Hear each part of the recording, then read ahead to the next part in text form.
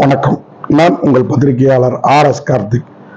எனக்கு ஒரு 2-3 நாளாகவே கொஞ்சம் மன உளைச்சலாக இருக்குது. காரணம் இந்த கௌரி கிஷன் சம்பவம் தான். நான் ஒரு விதத்தில் கேட்டேன், அவங்க ஒரு விதத்தில் போயிட்டு ஸ்டூபிட் சென்ஸ் இல்லாத கொஸ்டின் அப்படின்னாங்க.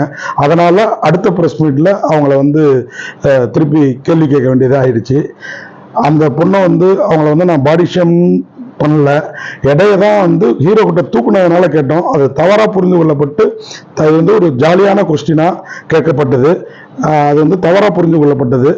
அதுக்காக அவங்க மனசு அவங்களுக்கு பாதிக்கப்பட்டிருந்தா, ஏன்னா அவங்க ஒருத்தரை தாக்கணுங்கிறது என் எண்ணம் இல்லை அப்படின்னு இன்னைக்கு ட்விட் போட்டிருக்காங்க.